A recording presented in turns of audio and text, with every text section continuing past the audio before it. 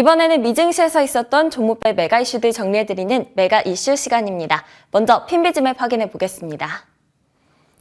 간밤 뉴욕 증시는 단기간에 빠르게 오른 데 따른 부담과 연말 경제지표 발표를 앞두고 관망세로 돌아섰습니다.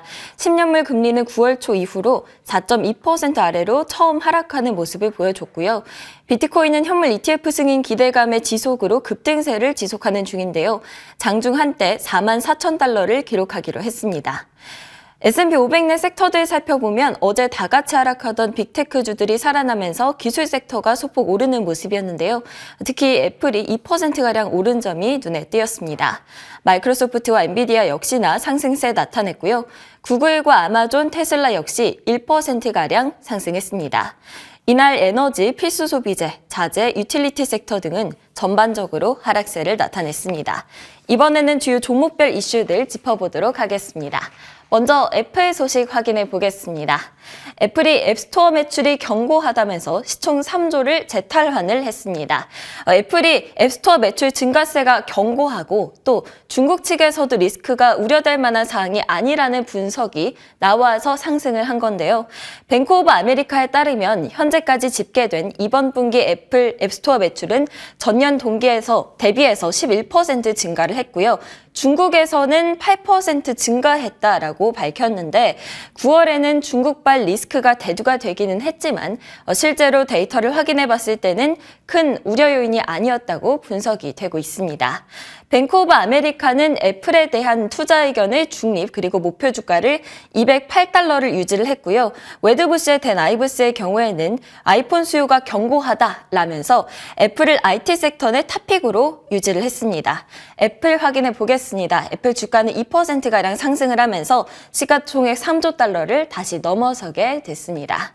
다음은 테슬라 확인해 보겠습니다. 중국 시장에서 토종 전기차 기업에 밀려서 고전하고 있다는 소식이 들려왔습니다. 테슬라의 지난달 중국 판매 대수는 8만 대 가량으로요. 지난해 같은 기간과 대비해서는 17.8%가량 감소를 했습니다. 반면 중국 기업들은 전력 질주 중인데요. 테슬라의 현지 라이벌 업체인 비아디의 경우에는 지난달 중국 시장 판매량이 30만 대 가량으로 작년 같은 기간보다 31% 급증을 했고요. 다른 중국 전기차 기업들도 높은 상승률을 보이고 있는 상황입니다.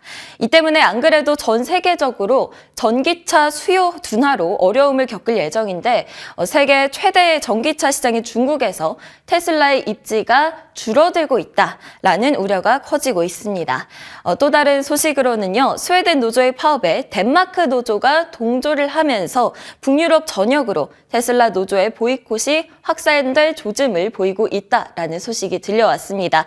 이럴 경우 유럽 내에서 차량 운송이 중단될 위기에 처한다고 하죠. 테슬라 주가 확인해 보겠습니다. 간밤에는 1.3% 상승하면서 거래 마쳤습니다. 스타벅스 소식으로 넘어가 보겠습니다. 실적 부진 예상에 12거래 연속 하락세 나타내고 있습니다. 차트 확인해 보죠. 차트 보면요. 상장 이후 최장기간 연속 내림세를 나타내고 있는 상황입니다. 네, 일봉으로 보면 좀 더 자세히 확인할 수가 있는데요. 올 4분기 실적이 예상보다 부진할 것이다 라는 전망이 나왔는데 미국 내 소비 심리가 빠르게 둔화한다는 점이 그 이유로 꼽혔고요. 앞서 언급한 두 기업이죠. 애플과 테슬라와 마찬가지로 중국 시장에서 고전하고 있다는 점이 문제점으로 꼽혔습니다. 저가 전략을 앞세운 중국 커피 브랜드에 밀리고 있다는 분석이 발목을 잡은 것으로 나타났고요. 주가는 약 2%가량 하락하면서 거래 마쳤습니다. 다음은 테이크투 확인해 보겠습니다. 테이크투 인터랙티브는 신작 트레일러 공개 이후 하락세 나타냈습니다. 테이크투의 록스타 게임즈가 신작 게임인 GTA6 트레일러를 공개를 했는데요.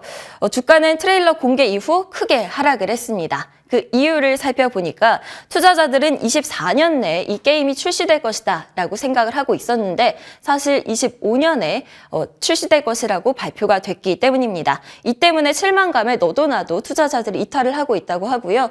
간밤 주가는 0.8%가량 하락하면서 거래 마쳤습니다. 다음은 CBS 헬스 확인해 보겠습니다. 내년 매출 기대감에 상승세 나타냈습니다.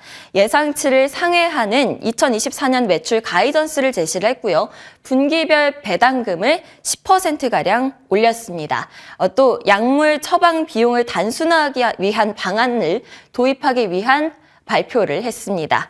주가 확인해 보겠습니다. 4%가량 상승하면서 거래 마쳤습니다. 마지막으로는 마감지수 상황 살펴보겠습니다. 다우지수가 0.22%, S&P 500지수가 0.06% 소폭 하락했고요. 나스닥 지수는 0.3%가량 상승하면서 혼조 마감했습니다.